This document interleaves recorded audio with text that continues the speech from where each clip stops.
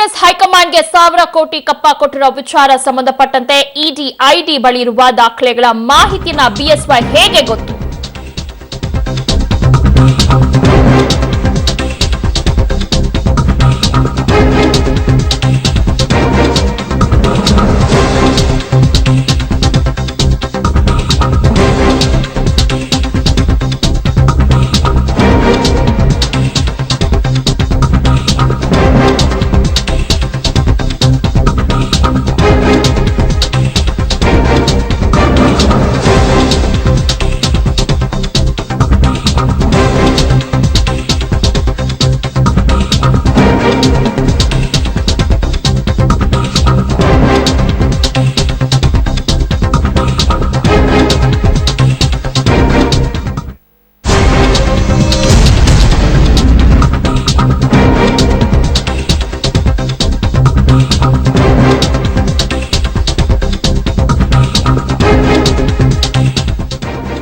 ಕಾಂಗ್ರೆಸ್ ಹೈಕಮಾಂಡ್ಗೆ 1,000 ಕೋಟಿ ಕಪ್ಪ ಕೊಟ್ಟಿರೋ ವಿಚಾರ ಸಂಬಂಧಪಟ್ಟಂತೆ ಇಡಿ ಐಟಿ ಬಳಿ ಇರುವ ದಾಖಲೆಗಳ ಮಾಹಿತಿ ಬಿಎಸ್ವೈಗೆ ಹೇಗೆ ಗೊತ್ತು?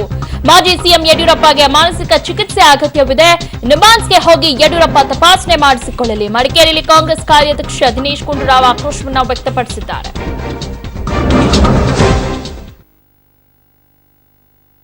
ಯಡಿಯೂರಪ್ಪನವರಿಗೆ ಅಧಿಕಾರದ ಲಾಲಸೆ, ಇನ್ನೊಂದು ಎಲ್ಲೋ ಒಂದು ಕಡೆ ಅವರ ಮಾನಸಿಕ ಸ್ಥಿಮಿತವನ್ನು ಕಳ್ಕೊಳ್ತಾ ಇದ್ದಾರೆ.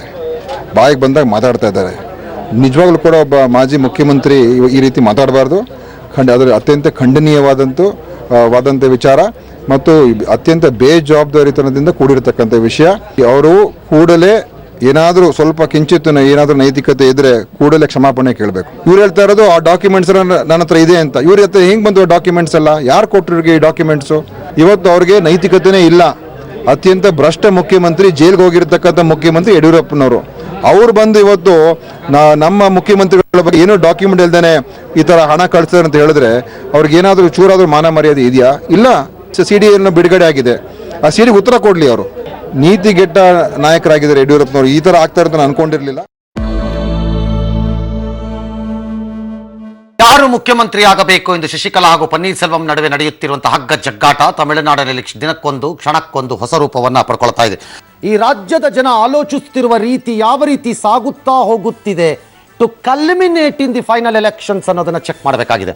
It is nothing but ratings we want to clear, plus issues ಎರಪ್ತಾಗ್ತಾ ಹೋದಂಗೆಲ್ಲ ಮುಂದಿನ 1 ವರ್ಷದಲ್ಲಿ ಯಾವ ರೀತಿ ಪರಿಣಾಮಗಳನ್ನು ಬೀರುತ್ತೆ, ಚುನಾವಣೆಗಳನ್ನು ಬದಲಾಯಿಸಬಹುದು ಅನ್ನೋದನ್ನ ಅರ್ಥ ಮಾಡಿಕೊಳ್ಳುವಂಥದ್ದು.